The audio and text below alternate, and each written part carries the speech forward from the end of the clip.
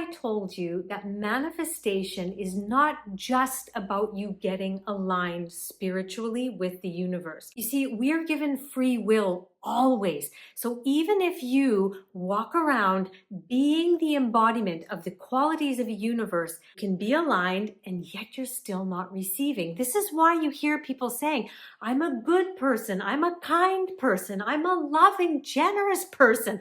Some of the great qualities of this universe.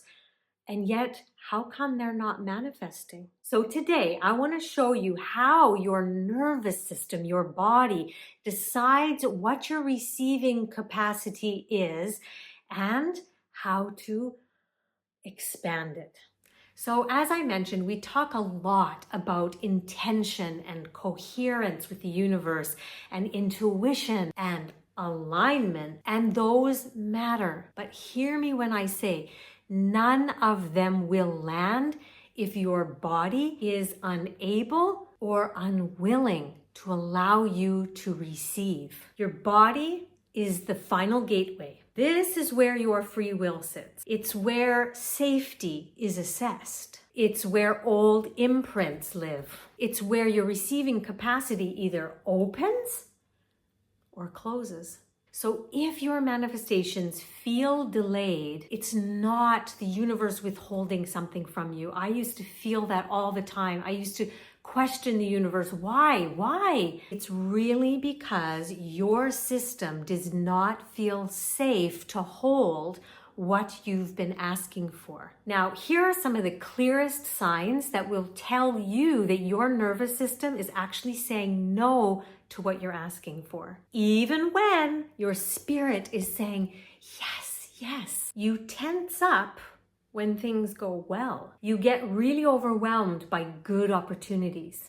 You actually feel anxious when money comes in. You expect things to fall apart. You can't ever truly relax. You downplay or even dismiss good news. You feel a sensation of freezing when life starts expanding. A few of you might remember the video I filmed a couple of weeks ago, I think. I'll put the link here somewhere, where I spoke about when my life started expanding and I got great opportunity.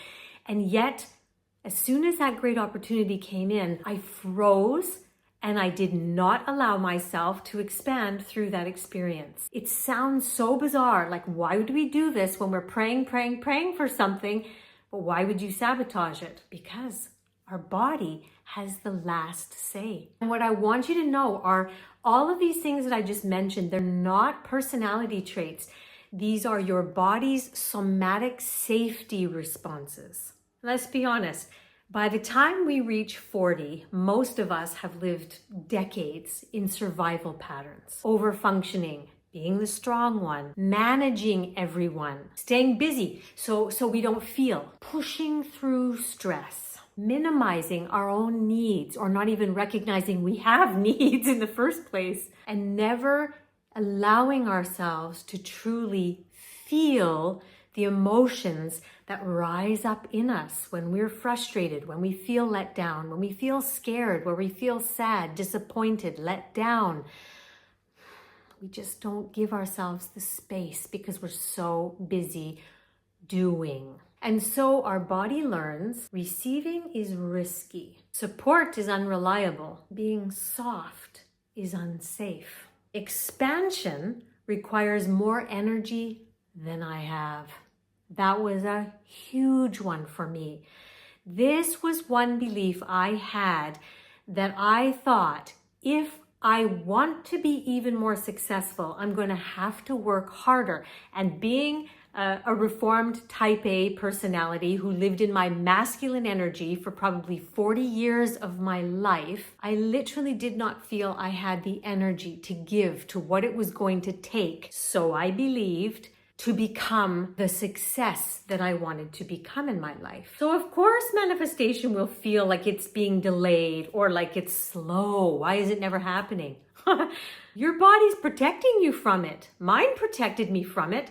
And that wasn't just one way my body was protecting it from me. Last week's video, I talked about another issue I had about feeling safe with wealth and money. I mean, the stories that were going on in my body that I didn't even have awareness of just ran the show. And yet I was doing everything. I was forcing myself to do things, to go places, to be present in different arenas beyond the point of it even being healthy for me. I'm in the process of creating a Substack that I'm going to be launching in January, and I'm going to be sharing a story that shows you just how far I thought I had to go to prove to the universe that I was ready for my business to expand, for my life and my wealth to expand. What I did not know was what I'm teaching you today.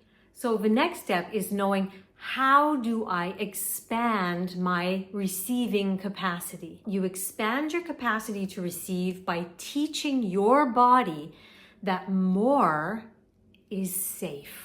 So whatever you're trying to manifest, whether it be a partner, whether it be releasing the excess energy on your body, manifesting more wealth and abundance, manifesting more clients, manifesting a raise, manifesting a new house, whatever it is that you want to manifest, there's something about you getting that experience that is feeling unsafe to your body. So when you think about manifesting the house or the partner, or the clients, or having more money, close your eyes and I want you to ask this question. What is the worst thing about you actually getting that manifestation? Some women that have come to me to work with, they say, if I get a partner, I'm scared that I'll lose my independence that I really like.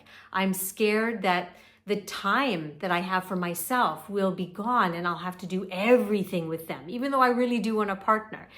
I'm scared if I get wealth that I'm going to be robbed, that it's not safe to have that amount of wealth.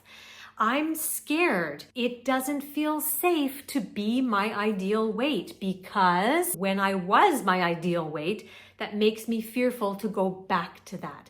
There's so many versions of this. I've worked with, hundreds of women all around the world, and everybody's reason is different, and it doesn't have to make sense. It's just simply what your body is telling you. So receive whatever answer it gives you. And then what you can do is use your breath to slow your nervous system down and bring it back into a sense of safety. Because a slow breath tells the nervous system, we're safe. At the beginning, I also really recommend putting a few alarms on throughout your day and using them as body awareness. So how is your body right now? Is your jaw clenched? Are you not really breathing? Are you shallow breathing? Is your back tensed? Are your shoulders actually up here? Is your belly tensed? A lot of us are walking around living in this kind of frozen, very controlled, unsafe body posture. And so in order to become aware of it, you have to check in with yourself, particularly at the beginning. I know with me, some of the biggest things that I became aware of is that I was constantly doing everything fast. When I was wiping the cupboard, I was wiping the cupboard fast. When I was walking fast. It was a joke in my family, and sometimes still is. Mom doesn't know how to stroll. When I was cooking or opening the oven, I would open the oven and just do things quickly, and I've still got I don't know if you can see it, a scar here, and I've got a scar over here, just from burning myself because I wasn't slowing down and being present. I realized when I was cooking, I needed to take some deep breaths, slow down my movements and make them more intentional. I mean, when I did this check-in, it was shocking to myself, really, because I wasn't aware that I was doing these things. So that was like me living in a state of and that's completely against what brings in manifestation, right? So drop your shoulders, take a deep breath, soften your belly, unclench your jaw, relax.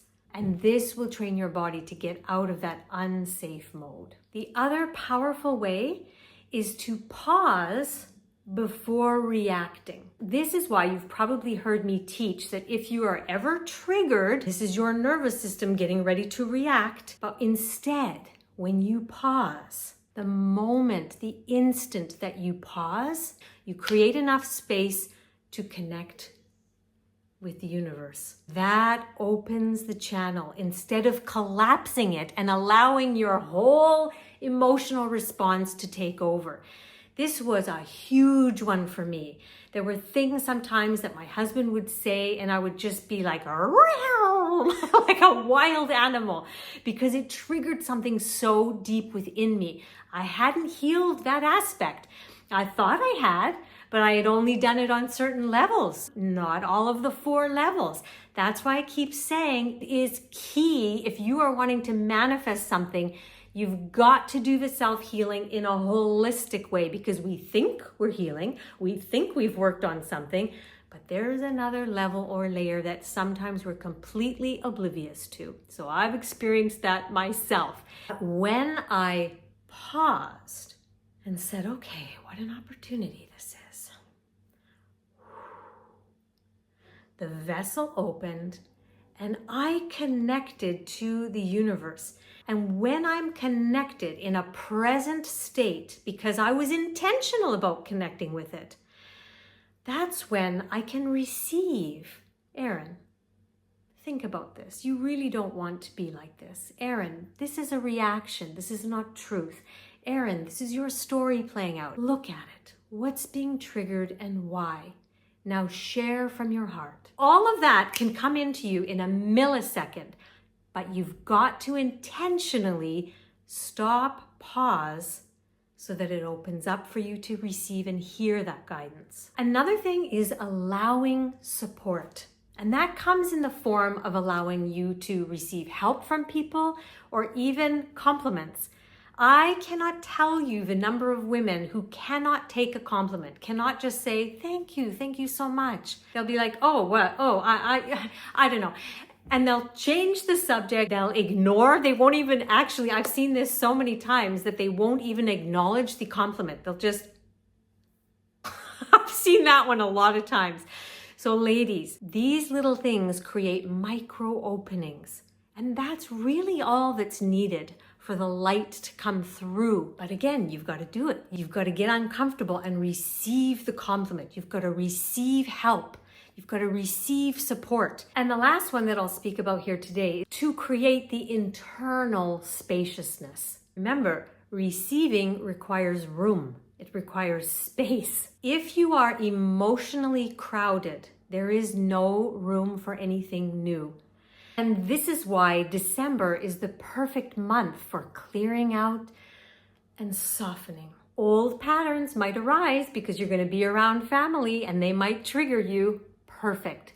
Pause. What an opportunity. December is also an important month because your energy can actually slow down. There's those weeks when you don't even know what day it is. You can really practice slowing down.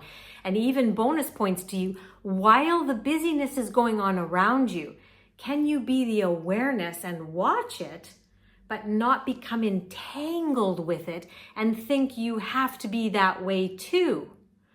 I used to be that way. I used to think that, oh, December is a busy month and so there's so much to do and everybody's talking about there's so much to do and so we all have to be stressed, don't we? You just kind of get entangled with it. But December, as we wind down the year, you can practice this. And those beautiful emotions of love, connectedness, joy, those are some very present emotions for most people during the month of December. I know December can be very difficult for you for many reasons. And again, I say, then this is the perfect month for you to create the spaciousness, to clear some of those emotions, to train yourself to soften, to slow down, to breathe through those triggers, and to calm the nervous system and make it feel safe. If you expand your capacity now in December, you can enter 2026 with a regulated system, a receptive body, and a clear pathway for your manifestations to finally reveal themselves. So if you have felt like you've been aligning with the universe, you've been trying to be happy and you've been trying to be positive, yet nothing has actually manifested in your physical life yet, it's not because you're doing something wrong. It's because your body is still saying, not yet, not yet.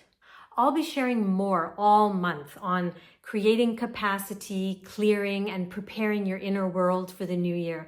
So if any of this resonated with you, please do hit subscribe. And in the comments below, tell me, what do you sense that your body hasn't yet felt safe receiving? I read every single comment, so please do let me know. And until next week, make it an elegant week. Practice some of the things I share, and I'll see you back next week with more elegant wisdom.